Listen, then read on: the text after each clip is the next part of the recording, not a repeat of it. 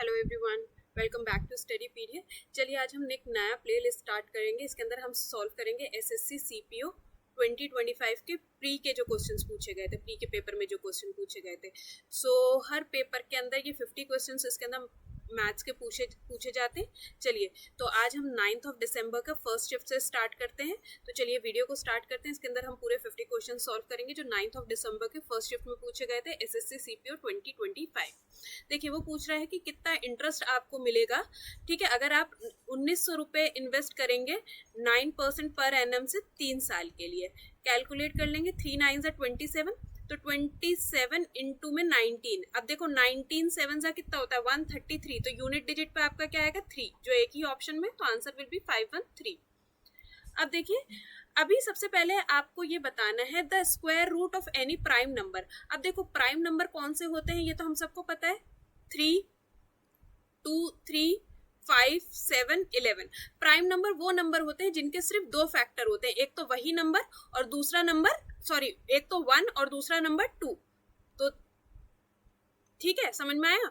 Prime numbers वो number होते हैं जिनके सिर्फ दो ही फैक्टर होते हैं। अब अगर आप इन्हें अंडर रूट में कर दो, किसी भी अभाज्य संख्या का वर्गमूल, अगर आप इसे अंडर रूट में कर दो, तो अगर आप उसे अंडर रूट में करो तो वो कैसे होते हैं, रैशनल होते हैं? नहीं होते। रैशनल कैसे होते हैं? p बाय q की फॉर्म में।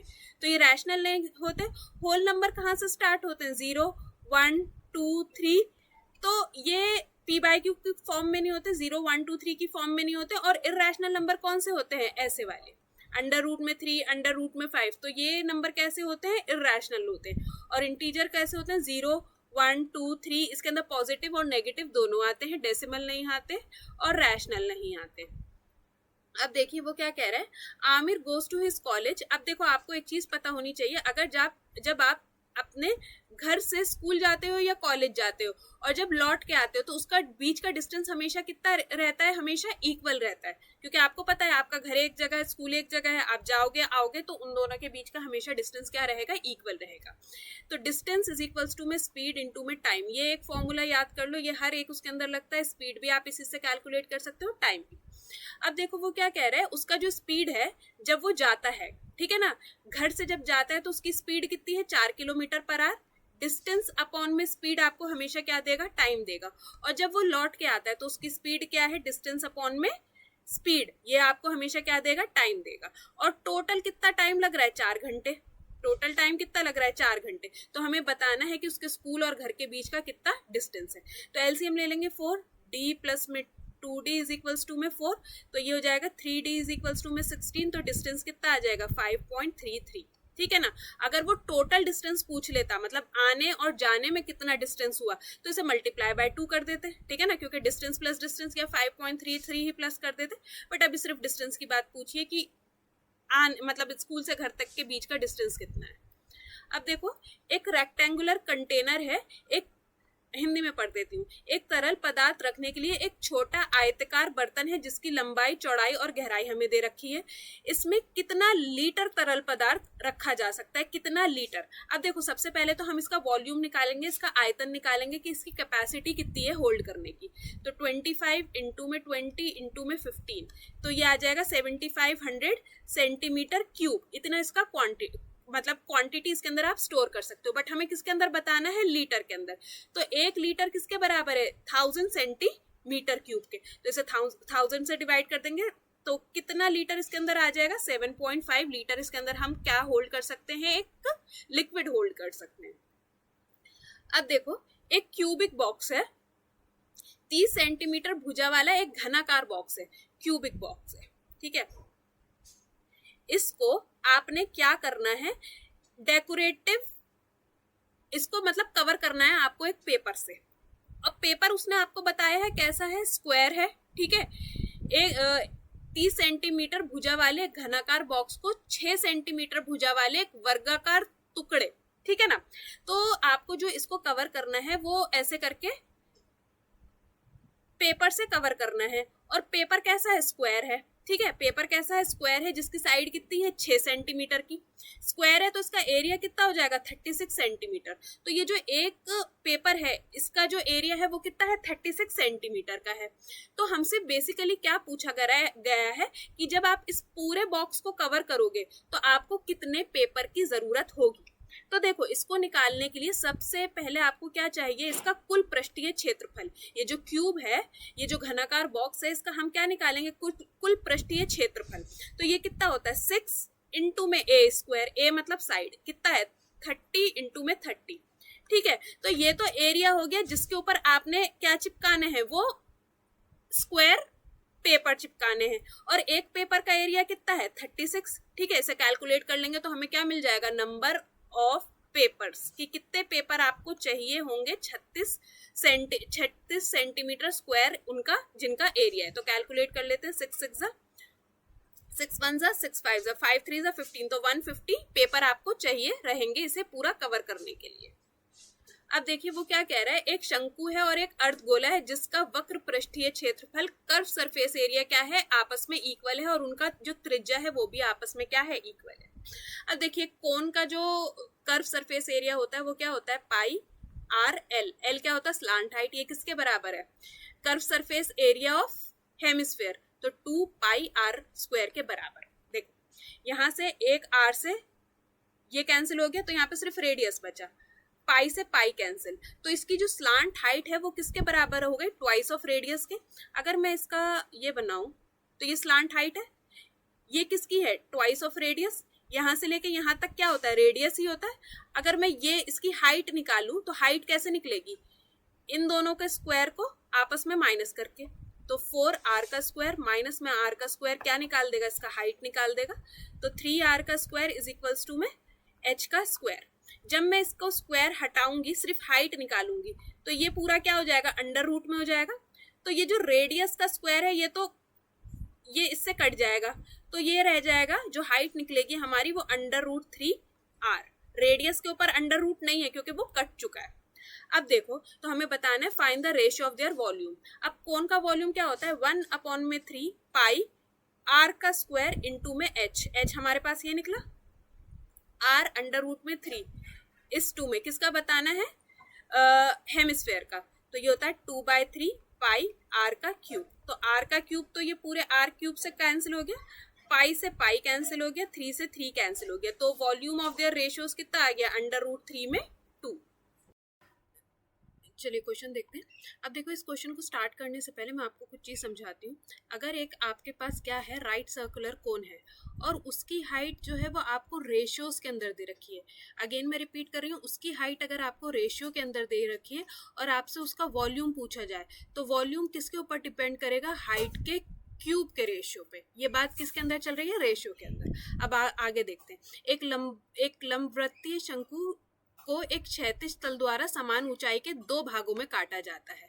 ठीक है, a right circular cone is cut into 2 parts of equal height. अब देखो, ये हाइट भी 1 है और ये हाइट भी 1 है, मैंने इसको बीच में से कट कर दिया 2 इक्वल पार्ट्स में।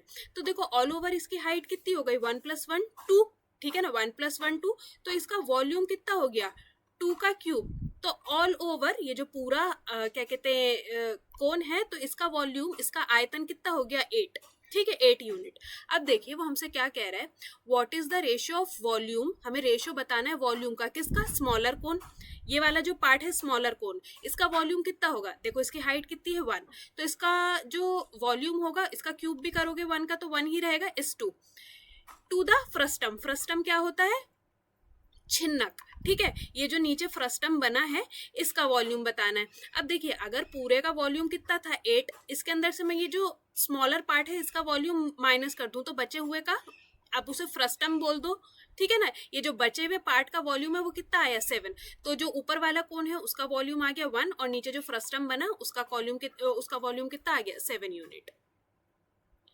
नेक्स्ट देखेंगे। अब देखिए, ये तो a - b का होल स्क्वायर, तो a² + b² - 2ab। ठीक है, चलिए क्वेश्चन देखते हैं। देखिए, एक राइट पिरामिड है एक एक समलंब पिरामिड का आधार वर्गाकार है। देखो एक पिरामिड है जिसका जो बेस है वो कैसा है, स्क्वायर बेस है, और जो स्क्वायर है उसकी साइड लेंथ कितनी है 12, ये इसका स्क्वायर बेस है, इसकी साइड कितनी है 12, ठीक है। और अगर मैं स्क्वायर का एरिया पता करना चाहूँ तो क्या होता है ए स्क्वायर, तो वो कितना है 144, और वो कह रहा है जो उसकी पिरामिड की स्लांट हाइट है, तर्कीय ऊंचाई है, वो 8 सेंटीमीटर है। हमें पिरामिड का वॉल्यूम बताना है। अब देखिए वॉल्यूम ऑफ पिरामिड क्या होता है, 1/3 बेस एरिया इनटू में हाइट, ठीक है। अब देखो हमें दे रखी है उसकी तर्कीय ऊंचाई, स्लांट हाइट दे रखी है, हमें हाइट इसकी फाइंड आउट करनी पड़ेगी। तो देखो कैसे करेंगे, ये स्क्वायर है, इसके अंदर ये रही इसकी हाइट, हाइट आई सेंटर से, ये इसको, और ये आ गई यहाँ पे एक स्लांट हाइट इसकी, ठीक है। स्लांट हाइट हमें दे रखी है 8, ये है इसकी हाइट, और ये वाली साइड कैसी होगी, इस साइड का आधा, ये 12 साइड थी, इसका आधा करेंगे तो ये वाली साइड आ जाएगी, ठीक है। तो देखिए अब हाइट का स्क्वायर कैसे निकलेगा, 8 8 जा 64, माइनस में 6 6 जा 36, तो हाइट कितना आ जाएगा अंडर रूट में 28, तो हाइट यहाँ से हमारे पास कितना आ गया 2 अंडर रूट में 7। अब देखिए यहाँ से अंडर रूट 7 का वैल्यू कैसे निकालेंगे, 7 प्लस इसके आसपास का परफेक्ट स्क्वायर नंबर 9, ठीक है।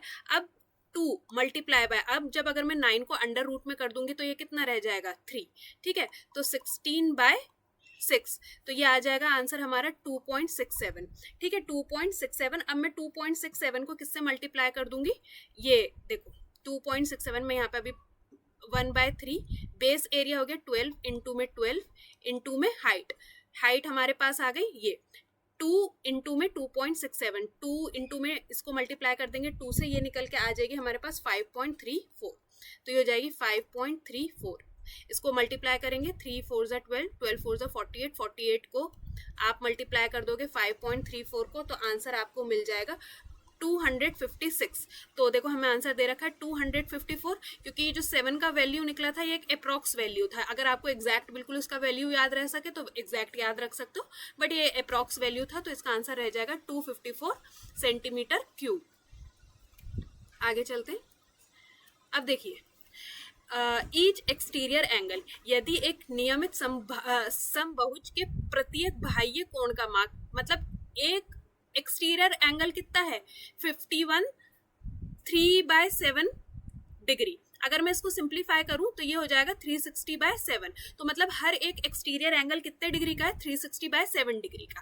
अब देखो सम ऑफ द एक्सटीरियर एंगल, मतलब अगर आप सम कर दो एक्सटीरियर एंगल का तो वो कितने डिग्री का होता है 360 डिग्री का, और अगर मैं उसे एक सिंगल एंगल से डिवाइड कर दूं, एक सिंगल एंगल से डिवाइड कर दूं तो मुझे क्या मिल जाएगा, ये 7 जो आया है मेरा, ये क्या आ गया नंबर ऑफ साइड्स, ठीक है। तो जो मेरे पास जो पॉलीगन था उसकी साइड्स कितनी आ गई 7 आ गई, ठीक है। तो अब हमें रेशियो क्या बताना, find the ratio of number of diagonal, उसके विकर्ण और उसकी भुजाएं, विकर्ण और भुजाओं का हमें क्या बताना है, रेशियो बताना है। तो देखो साइड्स तो आ गई 7, डायगोनल निकालने का क्या फॉर्मूला होता है n -3/2, तो n हमारे पास कितना आ गया, n यहाँ पे होता है साइड, तो 7 मल्टीप्लाई बाय 4 डिवाइडेड बाय 2, 2 2 जा 7 2 जा 14, तो रेशियो कितना आ गया 2:1, ठीक है ना। अगर आप क्या कहते हैं, ये आपको समझ में आ गया ना साइड्स कैसे निकली, सम ऑफ द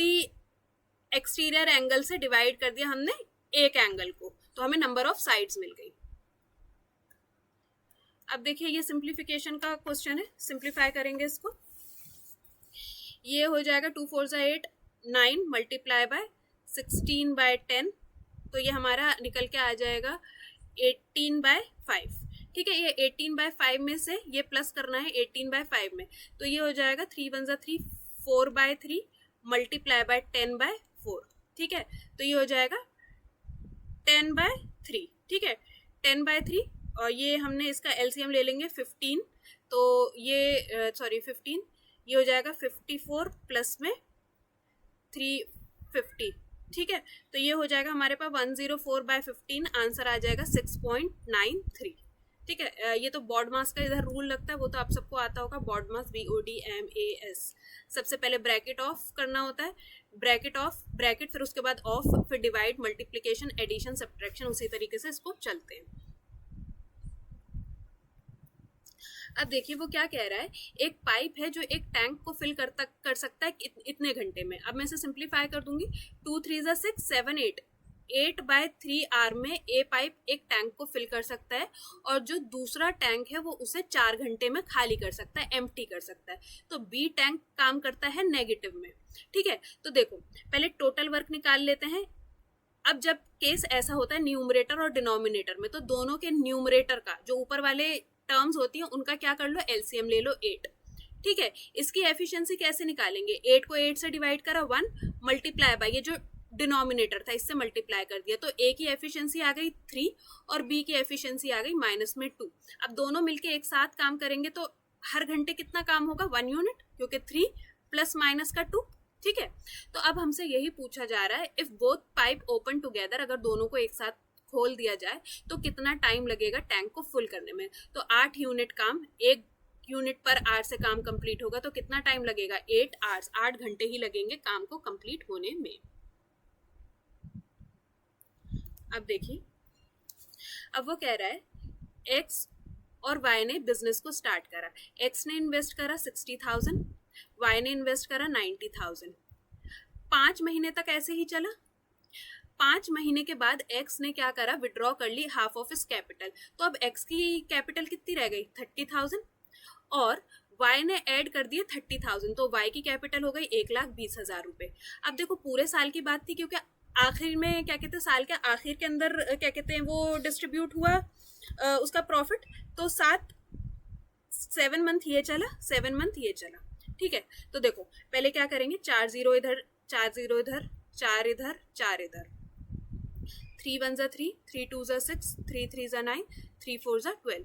अब देखो एक्स का जो प्रॉफिट शेयरिंग रेशियो हुआ वो कितना बना, 5 2 जा 10, 10 प्लस 7 17 इस 2 में, 3 5 जा 15 प्लस 7 4 जा 28, 8 5 ये हो गया 43। ठीक है, ये हो जाएगा 43।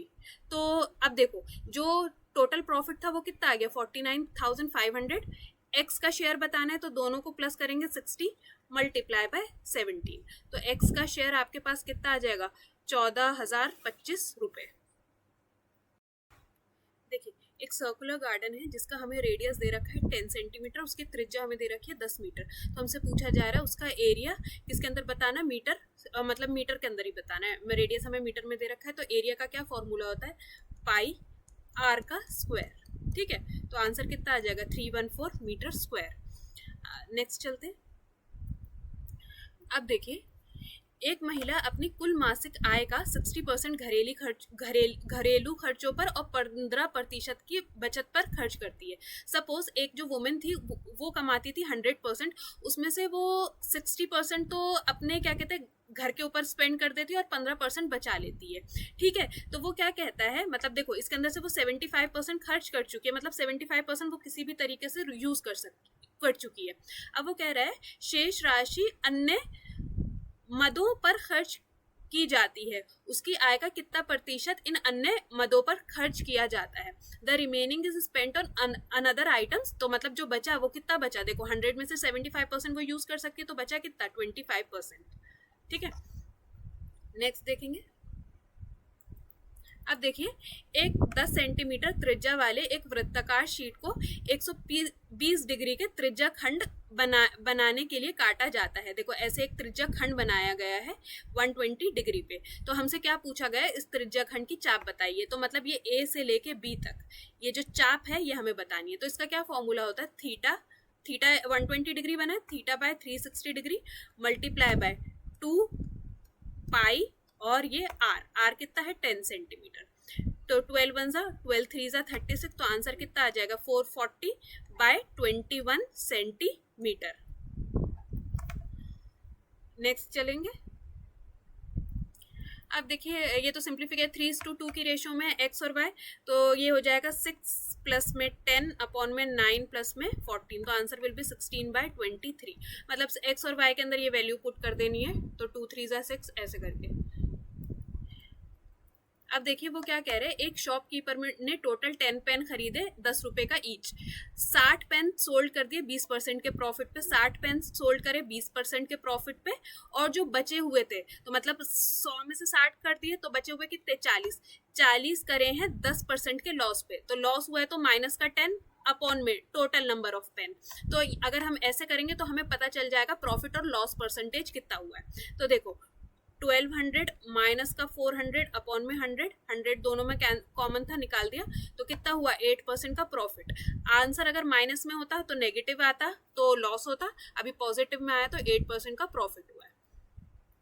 अब देखिए सिंप्लीफाई करना है, देखो अब ये तो पता होगा अगर बेस सेम हो और बीच में किसका डिवाइड हो, साइन हो डिवाइड का, तो पावर आपस में क्या हो जाती है माइनस, तो √7 की पावर कितनी हो गई 2, अगर पावर 2 है तो ये कैंसिल हो गया, मतलब स्क्वायर से रूट कैंसिल हो गया, तो आंसर कितना आ गया 7।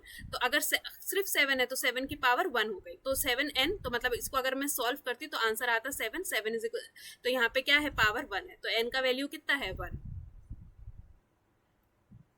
अब देखिए वो क्या कह रहा है, the difference between 40% of a number, मान लेते हैं एक नंबर था x का 40% और उसी x का 25%, इन दोनों का डिफरेंस करेंगे तो आपको नंबर कितना मिल जाएगा 75। ठीक है, तो देखो ये 15x इज इक्वल्स टू में 7500, तो x का वैल्यू कितना आ गया 500, जो नंबर था वो 500 था, तो 500 का हमसे क्या पूछा गया है 30%, तो इसका 30% कर लेंगे तो कितना आ जाएगा 150।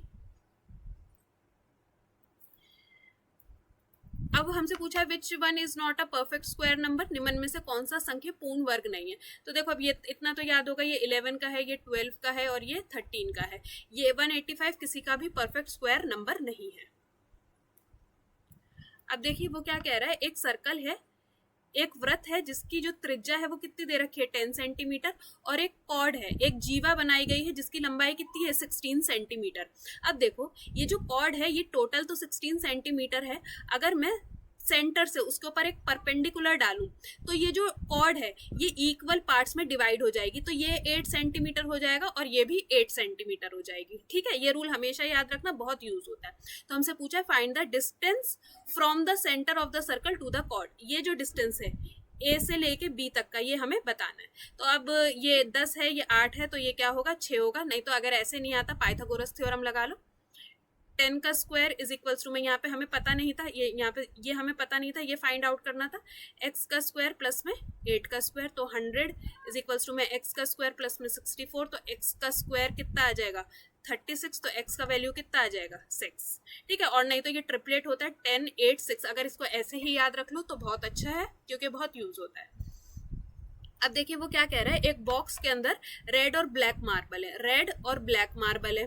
ठीक है, अब वो कह रहा है there are 40 more black marble than red, तो देखो इन दोनों के जो बीच का डिफरेंस है वो है 2 यूनिट। ठीक है, वो कह रहा है कि रेड से ब्लैक कितनी ज्यादा है 40 ज्यादा है, तो 2 का मतलब कितना है 40, तो 1 यूनिट का मतलब कितना हो गया 20। तो हमसे पूछा जा रहा है कि टोटल मार्बल कितने हैं, तो टोटल मार्बल कितने हैं 3 + 5 8, 160 टोटल मार्बल्स हैं।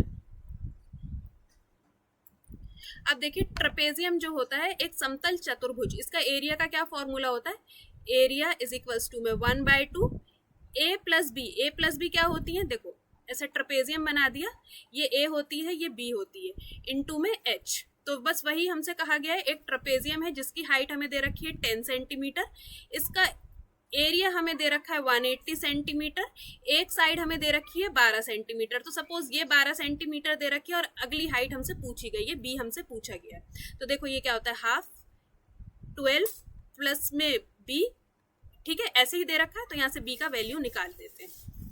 ठीक है, तो 12 प्लस में b इज इक्वल्स टू में 36, तो b का वैल्यू कितना आ गया 24 सेंटीमीटर। चलिए क्वेश्चन देखते हैं। देखिए वो क्या कह रहा है, एक रेक्टेंगल है जिसकी साइड है 8 सेंटीमीटर और 6 सेंटीमीटर और एक रोम्बस है। अब रोम्बस किस शेप का होता है, वो होता है ऐसे काइट शेप का। ठीक है, रोम्बस और जो रेक्टेंगल है वो दोनों कैसे हैं, उन्होंने बोला है जॉइन है, और किस साइड से, जहाँ पे मतलब जो रेक्टेंगल की 8 लेंथ की साइड है उससे दोनों जॉइन है। ठीक है, ये 8 और ये 6, और तो रोम्बस की तो सारी साइड्स इक्वल होती है। ठीक है, अब देखो अगर आप रोम्बस का एरिया निकालते हो तो इसके 2 फॉर्मूला होता है, हाफ डायगनल 1 इंटू में डायगनल 2 जब आपको डायगनल दे रखे हों, या फिर ए का स्क्वायर साइन थीटा। ठीक है, अभी ए स्क्वायर क्या होता है, ए होता है उसके अंदर साइड और एक थीटा। अब देखिए आपको रोम्बस के अंदर यही दे रखा है, एक साइड दे रखा है और एक एंगल दे रखा है। ठीक है, तो अब हमसे पूछा जा रहा है व्हाट इज देयर एरिया का रेशियो बताना है रेक्टेंगल और रोम्बस का। अब देखिए रेक्टेंगल का तो सिंपल सिंपल एरिया होता है 8 इंटू में 6, और रोम्बस के लिए लगाएंगे ए स्क्वायर 8 इंटू में 8। साइन कितने डिग्री का चाहिए, 60 डिग्री। साइन 60 डिग्री कितना होता है, √3/2। तो देखो ये हो गया, ए से ए कैंसिल, 4 जा 3 जा 2, और ये हो गया 2। अब देखो आपको दिखेगा ये आया 3:2 में, 2 अंडर रूट में 3। अब देखो ये जो 3 है, अगर ये 3 है, अगर मैं इसको करूं तो ये होता है √3 मल्टीप्लाई बाय अंडर रूट में 3। ठीक है, अगर मैं इसे कैंसिल करूं तो ये कैंसिल हो जाएगा और यहाँ मेरे पास बचेगा अंडर रूट में। तो आंसर हमारा कितना आएगा, √3:2। नेक्स्ट देखेंगे, जस्ट अ सेकेंड। अब देखिए वो क्या कह रहा है, एक रेगुलर पॉलीगन है जिसका एक इंटीरियर एंगल दे रखा है 160 डिग्री का। हमसे पूछा जा रहा है उसकी कितनी साइड्स हैं। अब देखो सम ऑफ द इंटीरियर एंगल क्या होता है, n-2 मल्टीप्लाई बाय 180 डिग्री। इससे हमें क्या मिलता है, सम ऑफ द एंगल्स। ठीक है, सम ऑफ द एंगल। और अगर मैं इसे n से डिवाइड कर दूं, n क्या होता है, नंबर ऑफ साइड, तो इससे हमें क्या मिल जाता है, एक सिंगल एंगल मिल जाता है। ठीक है, तो देखो एक सिंगल एंगल हमें दे रखा है 160 डिग्री इज इक्वल्स टू में n-2 180 डिग्री बाय n। ठीक है, तो इसको सॉल्व कर लेते हैं। 160n इज इक्वल्स टू में 180n माइनस में 360 डिग्री, तो यहाँ से 20n इज इक्वल्स टू में 360 डिग्री। तो n हमारे पास कितना आ गया, 18। तो हमसे पूछा गया था कितनी नंबर ऑफ साइड्स हैं, तो नंबर ऑफ साइड्स हमारे पास आ जाएंगी 18। अब देखिए वो क्या कह रहा है, if the square root of a number is subtracted from the number. अब देखो ये जो हमें नंबर्स दे रखे हैं इसका आप स्क्वायर रूट करो तो देखो ये कितना आ जाएगा, अगर आप इसको स्क्वायर रूट करोगे तो ये आ जाएगा 17। ठीक है, तो वो कह रहा है इस 17 को इस नंबर से माइनस करा है, तो 289 माइनस में 17 हमारा आंसर आ गया 272। पहले ही ऑप्शन में आ गया कि आपने जो ये नंबर गिवन है इसमें से इसका स्क्वायर रूट माइनस करना था और आपको नंबर क्या ऑब्टेन होना था, 272। अब देखिए वो क्या कह रहा है, एक वेंडर है जो मिक्स करता है दो टाइप के राइसेस, एक है 30 रुपीज पर केजी, एक है 50 रुपीज पर केजी, और किस रेशो में मिक्स करता है, 3:2 में। तो 30 को मिक्स करता है 3 रेशो में, प्लस में 50 को मिक्स करता है 2 रेशो में, अपॉन में सम ऑफ द रेशियोज 3 + 2 5। तो ये जो निकल के आएगा ये हमारे पास हमेशा आता है कॉस्ट प्राइस निकल के। ठीक है, पहले हम इसका कॉस्ट प्राइस निकाल लेते हैं, तो ये हो जाएगा 90 प्लस में 100 डिवाइडेड बाय 5, तो ये हो जाएगा हमारे पास 38। तो हमारे पास आ गया 38। वो कहता है कि उसने जो ये 38 रुपीज का कॉस्ट प्राइस का मिक्सचर था इसे बेचा उसने 10% के लॉस पे। 10% लॉस मतलब 90% की वैल्यू पे बेचा, तो कितने का बेचा उसे, 34.20 पैसे का। चलिए नेक्स्ट क्वेश्चन देखते हैं। देखिए वो क्या कह रहा है, एक डीलर है जो एक पेंटिंग बेचता है 6,600 रुपए की, और उसके अंदर उसे प्रॉफिट कितने का हुआ है, 10% का। अब देखो अगर मैं 10% को रेशियो के अंदर लेके जाऊं तो उसने 10 की चीज कितने में बेची है, 11 के अंदर, और ये जो 11 रुपए है उसकी वैल्यू हमें दे रखी है, मतलब 11 यूनिट की वैल्यू हमें दे रखी है 6,600। तो एक यूनिट की वैल्यू मेरे पास आ गई 600। ये था मेरे पास कॉस्ट प्राइस और ये था मेरे पास सेलिंग प्राइस। तो हमें क्या बताना है, हमें बताना है उसका ओरिजिनल परचेज प्राइस बताना है। ठीक है, ओरिजिनल परचेज प्राइस। तो हमारे पास 1 यूनिट की वैल्यू आ गई 600, और अगर मैं इधर कॉस्ट प्राइस में जाऊं तो इसको मल्टीप्लाई बाय 10 करेंगे, ये हो जाएगा 6000। उसे प्रॉफिट जो हुआ है 10% का वो हुआ है 6000 के ऊपर, लेकिन उसके अंदर उसने 600 रुपीज पे करे थे किसके लिए, रिस्टोरेशन चार्जेस के लिए। तो अगर मैं उसमें से 600 माइनस कर दूं तो मेरे पास जो उसका ओरिजिनल सिर्फ परचेज प्राइस था वो आया है कितना, 5400 रुपीज, और बाकी अगर कॉस्ट प्राइस पूछा गया होता तो वो था 6000 रुपीज। अब देखिए, अब वो क्या कह रहा है, ऐसे ही नेक्स्ट क्वेश्चन के अंदर एक मोबाइल बेचा गया है 12,600 रुपए का, उसके ऊपर 10% का डिस्काउंट दिया था मार्क प्राइस के ऊपर, जो हम नहीं देखेंगे, बट उसे प्रॉफिट हुआ है 20% पे। अगर मैं 20% को किसके अंदर लेके जाऊं, रेशियो में, तो 5 की चीज उसने कितने में बेच दी, 6 में, ठीक है ना, 1/5। और हमें पूछा गया है कॉस्ट प्राइस, तो देखो 6 यूनिट का जो वैल्यू है वो है कितना है, 12,600 डिवाइडेड बाय 6, तो 6 2 जा 1 जा, और हमें बतानी है 5 यूनिट का वैल्यू, तो 5 1 जा 5, 5 2 जा 10, 10,500 रुपीज उसका कॉस्ट प्राइस था। चलिए क्वेश्चन देखते हैं। देखिए वो क्या कह रहा है, एक व्यापारी ने 100 स्मार्टफोन खरीदे, 12,000 रुपए का एक स्मार्टफोन था, ठीक है। अब वो क्या कह रहा है, वह परिवहन पर 30,000 और विज्ञापन पे 20,000 खर्च करता है, तो मतलब ये जो 50,000 रुपए है, ये उसका क्या है, खर्चा है, एक्सपेंस है। आगे देखते हैं, वो कह रहा है 10 फोन रास्ते में खराब हो गए, मतलब 100 में से 10 फोन रास्ते में खराब हो गए, उन्हें 50% की हानि पे बेचा गया, और जो बचे हुए फोन थे, तो अगर 10 खराब हो गए तो 90 बचे फोन, और इनको क्या करा गया, 25% के लाभ पे बेचा गया, ठीक है। तो मैं क्या करूंगी, 10 इंटू में जितने परसेंट लॉस पे बेचा गया, प्लस में मतलब माइनस लगाया क्योंकि लॉस पे बेचा गया, और बचे हुए 90 इंटू में 25 जितने परसेंट के प्रॉफिट पे बेचा गया, अपॉन में सम मतलब टोटल जितने नंबर ऑफ स्मार्टफोन थे 100। अब मैं जो भी इसको यहाँ पे कैलकुलेट करके आएगा, अगर पॉजिटिव में आएगा तो उतना परसेंट उसे प्रॉफिट हुआ है, लॉस के अंदर आएगा तो उतना परसेंट लॉस हुआ है। तो अभी हम यहाँ से कैलकुलेट कर लेते हैं ऑल ओवर उसे कितना जो उसने ये सेल करा है उसके अंदर उसे प्रॉफिट हुआ है या लॉस हुआ है। तो देखो माइनस का 500 प्लस का 2250 100 सॉरी 100 है, ठीक है। तो ये हो जाएगा 1750 अपॉन में 100। तो देखो आंसर किसके अंदर आया, पॉजिटिव में आया 17.5%। अब जो उसने ये सब कुछ बेचा है उसके अंदर उसे क्या हुआ है, 17.5% का प्रॉफिट हुआ है, लाभ हुआ है। लेकिन अब देखो क्वेश्चन के अंदर क्या ट्विस्ट है, हमसे पूछा गया है उसका नेट प्रॉफिट, शुद्ध लाभ। शुद्ध लाभ या नेट प्रॉफिट क्या होता है, जब आप अपने प्रॉफिट में से क्या माइनस करो, एक्सपेंस माइनस करो, खर्चा माइनस करो, तो आपका क्या निकल के आता है, नेट प्रॉफिट। क्या निकल के आता है, नेट प्रॉफिट। तो देखो पहले मैं प्रॉफिट कैलकुलेट कर लेती हूँ, 12,000 का एक फोन था और कितने फोन थे, 100 फोन थे, ठीक है। टोटल जो उसकी लागत लगी थी फोन खरीदने में वो इतने की लगी थी। अगर मैं इसके ऊपर प्रॉफिट कैलकुलेट करूं 17.5% से, ठीक है, एक और जीरो, ठीक है, 1 2 3, ठीक है, ये हो जाएगा 21 लाख का उसे प्रॉफिट हुआ था। ये प्रॉफिट था, नेट प्रॉफिट या शुद्ध लाभ नहीं था। अगर उसका कोई खर्चा नहीं हुआ होता, ठीक है ना, ये जो 30,000 और 20,000 का था, अगर ये कोई खर्चा नहीं हुआ होता तो ये इसका प्रॉफिट ही था। लेकिन हमसे क्या पूछा गया, नेट प्रॉफिट, तो इसके अंदर से हम क्या करेंगे, एक्सपेंस को माइनस कर देंगे। तो उसका जो शुद्ध लाभ है, नेट प्रॉफिट है, वो कितना है, 1,60,000 रुपए, ठीक है। ऐसे ये कैलकुलेट करने से एवरेज वेटेड मीन के थ्रू ये जब आप कैलकुलेट करते हो तो अगर आंसर पॉजिटिव में तो प्रॉफिट है, नेगेटिव में आता है तो लॉस होता है, ठीक है ना।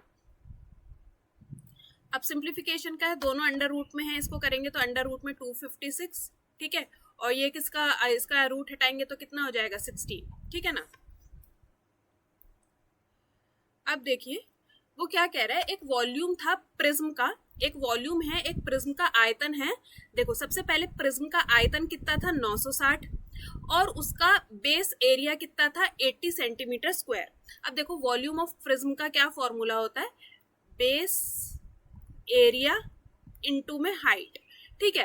तो देखो बेस एरिया था 80 सेंटीमीटर, अगर आप इसमें से कैलकुलेट कर लोगे, वॉल्यूम है 960, बेस एरिया है 80, तो आपकी हाइट कितनी आ जाएगी, यहाँ पे 12 आ जाएगी। आप इसे कैलकुलेट करके निकालोगे, बट मैंने निकाल दी, इसकी कोई जरूरत नहीं है। हमसे वो क्या कह रहा है कि कितना प्रतिशत हाइट को बढ़ाया जाए, by what percent should the height be increased, कितना प्रतिशत हाइट को बढ़ाया जाए, जो वॉल्यूम है वो कितना हो जाए, 1200 हो जाए, मतलब 960 से बढ़ के कितना हो जाए, 1200। अब इसके अंदर आपको एक बात समझ में आई कि उसका जो बेस एरिया था वो तो 80 का 80 ही रह गया, तो जो भी इंक्रीमेंट आएगा वो किसकी वजह से आएगा, हाइट की वजह से। जो ये बड़ा है प्रिज्म का वॉल्यूम, 960 से 1200 जो हुआ वो किसकी वजह से हुआ, हाइट की वजह से।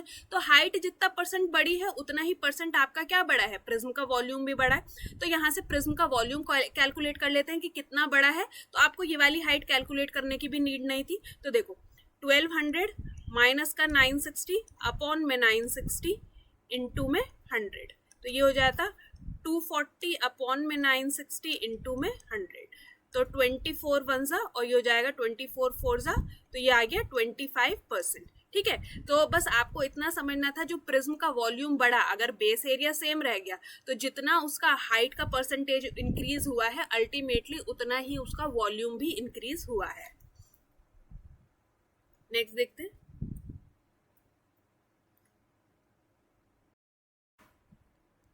चलिए क्वेश्चन देखते हैं। देखिए एक कंटेनर है जिसके अंदर 120 लीटर सोल्यूशन है, जो किस क्या क्या है उसके अंदर, मिल्क और वाटर है। मिल्क इस 2 में वाटर किस रेशियो में है, 3:2 में है। तो 120 अपॉन में 5, और अगर आपको मिल्क निकालना है तो किससे मल्टीप्लाई करेंगे, 3 से।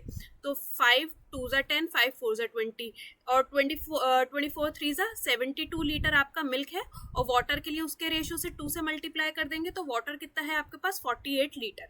अब देखो आपको एक चीज पता रहना चाहिए कि आपके जो कंटेनर में जिस रेशियो के अंदर आपका सोल्यूशन है और उसमें से आप कुछ सोल्यूशन निकालते हो, जैसे इसके अंदर 24 लीटर निकाला है तो वो भी किस रेशियो में निकलेगा, 3:2 की रेशियो में ही निकलेगा। तो अब जब आप 3:2 की रेशियो में मिल्क और वाटर निकालोगे 24 लीटर, तो मिल्क निकल जाएगा इसमें से 14.4 लीटर और वाटर निकल गया 9.6 लीटर। ठीक है, तो देखो मिल्क आपका बन गया 57.6, ये निकाल दिया, और ये बन गया 38.4। अब वो क्या कह रहा है, अब जब निकाला उसके बाद उसको रिप्लेस करा गया विद प्योर मिल्क, मतलब ये जो 24 लीटर निकाला था अब 24 लीटर प्योर मिल्क इसके अंदर डाला गया।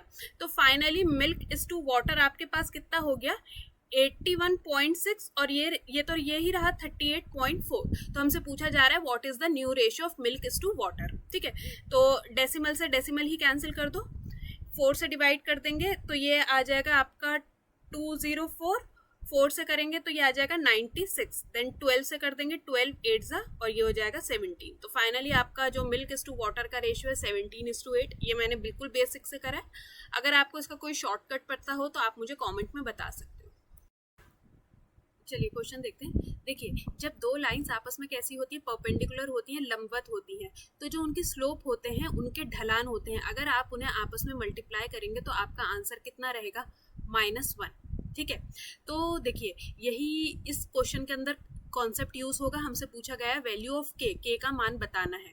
तो देखो जो फर्स्ट लाइन है आप इसको लाइन की इक्वेशन में सेट करो। लाइन का इक्वेशन क्या होता है, y इज इक्वल्स टू में mx प्लस में c। तो जो x के साथ का कोफिशिएंट होता है m, वही आपका स्लोप होता है, ढलान होता है।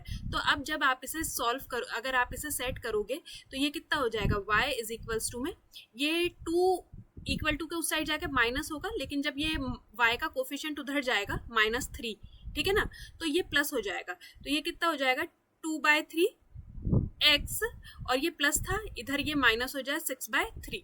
ठीक है, तो देखो x का कोफिशिएंट कितना आ गया 2/3, तो हमारा m1 कितना आ गया 2/3। ठीक है, और m2 कैलकुलेट करेंगे। m2 यहाँ से देखो y के साथ कोई कोफिशिएंट नहीं है तो ये पूरा उधर जाके माइनस में हो जाएगा, तो m2 हमारे पास कितना आ जाएगा, माइनस का k। ठीक है, माइनस का k। अब देखो 2/3 मल्टीप्लाई में माइनस का k, तो आंसर कितना आ जाएगा, -1। तो यहाँ से मेरे पास k का वैल्यू कितना आ गया है 3/2। ठीक है, k का वैल्यू कितना आया 3/2, जो यहाँ पे गिवन नहीं है। तो मुझे नहीं पता इस क्वेश्चन के अंदर कुछ प्रॉब्लम था या नहीं, ये चैलेंज हुआ है या नहीं। आंसर 1 तो कैसे भी नहीं आ रहा है। तो अगर आपको लगता है कि ये गलत है तो आप मुझे इसका सही सोल्यूशन बता सकते हो कॉमेंट सेक्शन में। अब देखिए वही है, इक्वेशन लाइन की हमें दे रखी है, उसका स्लोप बताना है, उसका ढलान बताना है। इसको सेट कर दो। ठीक है, तो ये हो जाएगा y इज इक्वल्स टू में ये हो जाएगा माइनस का 2/3 प्लस का 6, 2/3x। तो कोफिशिएंट कितना है माइनस का 2/3, तो स्लोप कितना आ जाएगा माइनस का 2/3। अब देखिए इफ वन एंगल इज, अगर एक कोण दूसरे कोण से 2 गुना है और वो पूरक है तो कोण ज्ञात कीजिए। तो अगर एक x है और एक क्या है 2x है और जो कॉम्प्लीमेंट्री एंगल होते हैं अगर आप उन दोनों को प्लस करें तो आंसर कितना रहता है 90 डिग्री। तो 3x इज इक्वल्स टू में 90 डिग्री। तो वैसे ये कैलकुलेट करना तो नहीं था, ये तो वर्बल क्वेश्चन था, बस आपको ये पता होना चाहिए पूर्णक कोण और कॉम्प्लीमेंट्री एंगल क्या होते हैं, जिनको आपको दोनों को प्लस करो तो आपका सम कितना बने 90 डिग्री। अब देखिए, अब वो क्या कह रहा है, अगर कोई कोण अपने पूरक कोण से 2 गुना से 10 अधिक है। सपोज एक एंगल x था जो उसका दूसरा पूर्णक कोण है वो क्या है 2 गुना से 10 अधिक है। ये बस इसकी बात हो रही है, ये फर्स्ट एंगल है, ये सेकंड एंगल है, ठीक है। तो अगर मैं इसको प्लस कर दूं तो ये 90 हो गया, ये 3x इज इक्वल्स टू में 80, ठीक है। 3x इज इक्वल्स टू में 80, तो यहां से मेरे पास x का वैल्यू कितना आ गया 3 2 26.66, ठीक है। ये मेरे पास फर्स्ट एंगल आ गया, सेकंड एंगल आ गया। तो हमसे पूछा जा रहा है वे कोण कौन सा है, तो मतलब ये हमसे दूसरे कोण की बात हो रही है। तो सेकंड कोण कैसा था, इसका 2 गुना था, तो 2 गुना हो जाएगा ये 53.32 प्लस में 10, तो आंसर रह जाएगा 63.33 डिग्री। अब ऐसा ही नेक्स्ट है, अब वो कह रहा है जो एक एंगल है वो 3 गुना है अपने कॉम्प्लीमेंट से, अपने पूर्णक कोण से, तो हमें उसका एंगल बताना है। तो x प्लस में 3x इज इक्वल्स टू में 90, तो ये 4x इज इक्वल्स टू में 90, तो ये x का वैल्यू मेरे पास यहाँ से आ जाएगा 22.5। तो हमसे वही कहा गया है वे कोण बताना है, मतलब जो 3 गुना है वो बताना है, तो multiply by 3, so answer will be 67.5 degree. अब देखिए वो क्या कह रहा है, जो रेडियस है, त्रिज्या है एक किसकी, सिलेंडर की, बेलन की, उसे क्या करा गया है, इंक्रीज करा गया है, 10% इंक्रीज करा गया है, जबकि उसकी हाइट क्या रही, जैसी थी ऊंचाई वो वैसी ही रही, कांस्टेंट रही। तो हमसे पूछा जा रहा है what is the percentage increase in volume, तो इसके आयतन में कितने प्रतिशत की वृद्धि हुई है। तो देखो मैं इसको पहले थोड़ा सा एक्सप्लेन कर देती हूँ। वॉल्यूम का क्या फॉर्मूला होता है, पाई आर का स्क्वायर इंटू में एच, जो बढ़ के कितना हो गया पाई आर का स्क्वायर इंटू में एच। अब देखो हाइट तो कांस्टेंट रही, आपने कैंसिल कर दिया, पाई भी कांस्टेंट रहा, कैंसिल कर दिया। अब देखो जो उसका रेडियस था, सपोज वो पहले 10 था, अब अगर उसके अंदर 10% का इंक्रीमेंट हुआ तो वो कितना हो गया 110 हो गया। रेशियो में ले आओ तो मतलब जो रेडियस था 10 वो बढ़ के कितना हो गया 11। तो अगर रेडियस 10 था तो मैं यहाँ पे इसका स्क्वायर करूंगी 100 से बढ़ के कितना हो गया 11 मतलब 121। तो जितना रेडियस के अंदर इंक्रीज हुआ वही उसका एक्चुअल में क्या हुआ, वॉल्यूम के अंदर भी इंक्रीज हुआ। तो 100 से 121 पहुंचने में कितने परसेंट का इंक्रीमेंट आया, 21% का। नेक्स्ट क्वेश्चन देखेंगे, ये भी बिल्कुल सेम है। देखो अब वो क्या कह रहा है, एक जो सॉलिड सिलेंडर था उसका जो रेडियस था वो कितना हुआ 20% का इंक्रीज हुआ, ठीक है, सॉरी रिड्यूस हुआ। मतलब जो रेडियस था पहले 100 था, 100 से कितना हो गया 80, रेशियो में ले जाऊंगी 5 से कितना हो गया 4, तो पाई आर का स्क्वायर एच, पाई ये तो 1 मान लो, ये 2 मान लो, आर का स्क्वायर एच। तो रेडियस के अंदर रिड्यूस हुआ, तो रेडियस पाई तो मैं पाई से कैंसिल कर देती हूँ। तो रेडियस कितना था, पहले 5 था, 5 का 25 था, और ये 4 था मतलब 16 था, ठीक है। और जो उसकी हाइट थी वो 50% इंक्रीज हो गई, तो हाइट 100 से कितनी हो गई 150। इसको रेशियो में ले जाऊंगी, 2 से बढ़ के हाइट कितनी हो गई 3, तो 2 से बढ़ के हाइट कितनी हो गई 3, तो यही उसका वॉल्यूम भी बन गया, ठीक है। तो हमसे पूछा जा रहा है कि what net percentage change occur in its volume, की वॉल्यूम मतलब बढ़ा है घटा है और कितना हुआ है। तो 25 2 50 और 16 3 48, तो वॉल्यूम के अंदर क्या आया, डिक्रीज आया, कितने का आया 2 पे, 2 का डिक्रीज आया 50 पे इंटू में 100, तो कितने का डिक्रीज आया है 4% का डिक्रीज आया है। अब देखते, देखो एक ट्राइंगुलर प्रिज्म है, एक त्रिभुजाकार प्रिज्म का आधार है, जो उसका बेस है वो एक ट्राइंगल है, और ट्राइंगल के हमें साइड्स दे रखे हैं। उसका हाइट हमें दे रखा है 10 सेंटीमीटर, हमसे पूछा गया है उसका लेटरल सरफेस एरिया, पार्श्व पृष्ठीय क्षेत्रफल। तो लेटरल सरफेस एरिया का क्या फॉर्मूला होता है, पैरामीटर ऑफ बेस, परिधि किसकी, बेस की, आधार की, इनटू में मल्टीप्लाई बाय हाइट। अगर मैं इसका पैरामीटर निकालूंगी तो ये कितना हो जाएगा 36, तो 36 इंटू में 10, answer will be 360 centimetre square. चलिए क्वेश्चन देखते हैं। देखिए हमें इसके अंदर एक सॉलिड हेमिस्फेयर था, अर्ध गोला था, जिसका हमें क्या दे रखा है, वॉल्यूम दे रखा है, आयतन दे रखी है। तो देखिए 2/3 पाई आर का क्यूब किसके इक्वल दे रखा है हमें, 396/7 कैलकुलेट कर देंगे, ये कैंसिल, ये 22 1 22 1 और ये 22 8 ठीक है 18 और ये 2 और ये हो जाएगा 9। तो आर का क्यूब इज इक्वल्स टू में 3 इंटू में 3 इंटू में ये वाला भी 3 चला जाएगा 3, तो आर का वैल्यू हमारे पास कितना आ गया 3। रेडियस 3 आ गया। तो हमसे पूछा गया है total surface area. Total surface area होता है 3 पाई आर का स्क्वायर। तो ये कितना आ जाएगा 594। इसे कैलकुलेट करेंगे डिवाइडेड बाय 7, तो आंसर विल बी 84.85। अब देखो 84 के अंदर दोनों ही थे, तो आपको पूरा ही कंप्लीट इसको मतलब सॉल्व करना था 84.85। नेक्स्ट देखेंगे।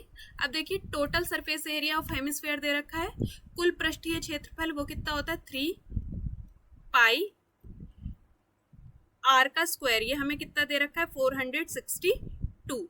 तो 22 1 22 2 और ये हो जाएगा 1 तो देखो 3 7 पाई आर का स्क्वायर होता है, ठीक है, हेमिस्फेयर का वो दे रखा है, ठीक है।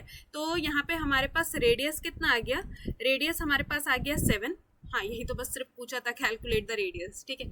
रेडियस हमारे पास आ गया 7, आर का स्क्वायर, मैंने ये आर का क्यूब बना दिया था, यहाँ पे स्क्वायर आएगा, just a second, 3 pi r का स्क्वायर। अब देखिए वो क्या कह रहा है, if the circular base of a hemisphere. देखो अभी सबसे पहले समझो, जो हेमिस्फेयर होता है वो कुछ ऐसा होता है, तो जो उसका जो बेस एरिया होता है वो क्या होता है, एक सर्कल होता है, क्या होता है, एक वृत्त होता है, ठीक है। तो अब जो हमारे पास जो ये सर्कल है उसका एरिया हमें दे रखा है 308 सेंटीमीटर का स्क्वायर, और सर्कल का एरिया का फॉर्मूला क्या होता है, पाई आर का स्क्वायर। पाई आर का स्क्वायर ये हमें किसके बराबर दे रखा है 308 के, ठीक है। तो 22 1 ये हो जाएगा 14। तो हमारे पास यहाँ से रेडियस कितना आ जाएगा 7 अंडर रूट में 2, ये हमारे पास रेडियस आ गया। बट हमें क्या बताना है, इसका वॉल्यूम बताना है, इसका आयतन बताना है। तो वॉल्यूम ऑफ हेमिस्फेयर अर्धगोले का आयतन क्या होता है 2/3 पाई आर का क्यूब। तो 7 इंटू में 7 इंटू में 7, अगर मैं 2 इंटू में 2 इंटू में 2 करूं तो ये तो सिंगल 2 बन गया, और ये हो जाएगा अंडर रूट में 2, ठीक है।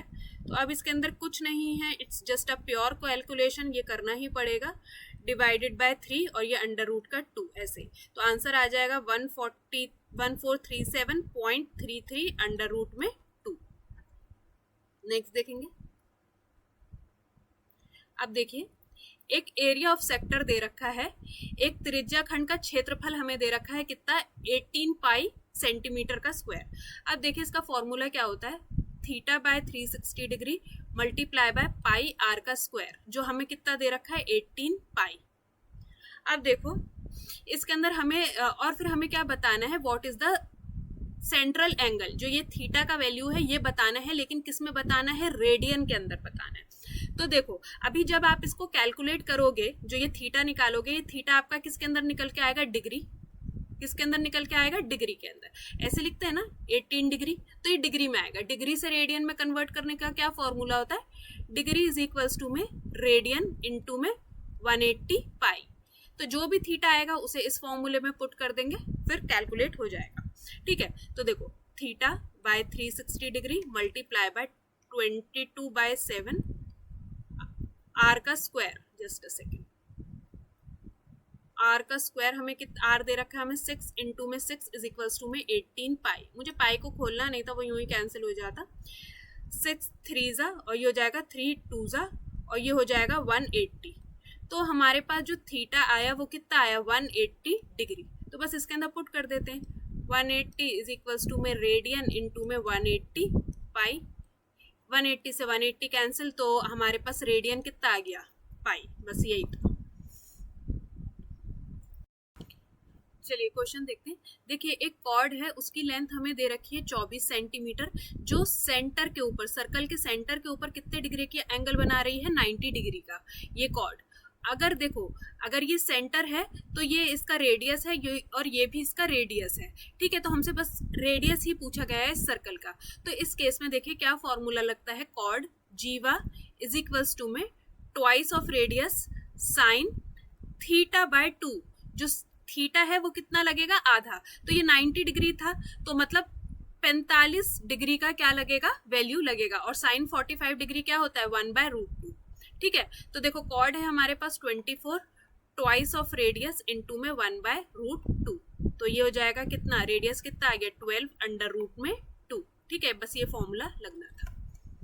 नेक्स्ट चलेंगे। अब देखिए एक जो सर्कल है, एक वृत्त एक समकोण त्रिभुज के अंदर बना हुआ है, एक राइट एंगल ट्राइंगल है, एक राइट एंगल ट्राइंगल है, इसके अंदर एक सर्कल बना हुआ है, ठीक है। तो देखो इसकी लेग्स हमें दे रखी है, ये है 5, ये है 12, तो ये कितनी आ जाएगी, 13। तो हमसे पूछा जा रहा है what is the area of quadrilateral, दो भुजाओं और भुजाओं पर स्पर्श बिंदुओं की दो त्रिज्याओं द्वारा निर्मित चतुर्भुज का क्षेत्रफल बताइए। देखो बेसिकली एक रेडियस ये रहा और एक रेडियस ये रहा, इस रेडियस के थ्रू ये जो क्वाड्रिलेटरल बना है, ये जो क्वाड्रिलेटरल बना है इसका हमें क्या बताना है, एरिया बताना है। तो सबसे पहले हमें इसका क्या निकालना पड़ेगा, रेडियस। रेडियस क्या होता है, a plus b minus c by 2। ये है a, ये है b, ये है a, ये है b और ये है c। इन सबको आप करेंगे तो ये हो जाएगा 4/2, तो आंसर कितना आ गया, 2। ये हमने क्या निकाला है, इसका रेडियस, इन रेडियस, ठीक है। जब हमारे पास रेडियस 2 आ गया और ये हमारा जो क्वाड्रिलेटरल बना है ये कैसा है, स्क्वायर है, वर्ग है, ठीक है। तो स्क्वायर का फॉर्मूला क्या होता है, a का स्क्वायर, तो एरिया कितना आ जाएगा, 4 स्क्वायर यूनिट, ठीक है। समझ में आया। नेक्स्ट देखेंगे। अब देखो अनीता ने एक लोन लिया है 8,000 का, सिंपल इंटरेस्ट के ऊपर 7% पर एनम से 3 साल के लिए। तो हमें क्या बताना है, सिंपल इंटरेस्ट बताना और टोटल अमाउंट बताना है। देखो सिंपल इंटरेस्ट सब में अलग है, सिंपल इंटरेस्ट ही कैलकुलेट कर लेते हैं। 21 इंटू में 80, 21 8 जा 168, तो आंसर कितना रह जाएगा, सिंपल इंटरेस्ट ही मैच हो गया, 1680। लास्ट क्वेश्चन देखेंगे। देखिए अमन ने इन्वेस्ट करा है 6,000 रुपए एक स्कीम के अंदर 5% साधारण ब्याज पे 5 साल के लिए। तो इसके अंदर भी हमें सिंपल इंटरेस्ट बताना है और टोटल अमाउंट बताना है। तो 25 6 150, तो सिंपल इंटरेस्ट कितना बना, 150, मतलब 1500, ठीक है। तो बस ये 50 क्वेश्चंस पूरे हमने आप फर्स्ट शिफ्ट के कंप्लीट कर लिए। होप वीडियो आपको अच्छा लगा होगा और जितने आपके डाउट्स रहे होंगे सब क्लियर हो गए होंगे। सो वीडियो अगर अच्छा लगा हो तो एक सब्सक्राइब जरूर करिएगा, लगता है आपके किसी फ्रेंड और फैमिली के लिए हेल्पफुल है। Please do share the video. Thank you so much, मिलते हैं नेक्स्ट वीडियो।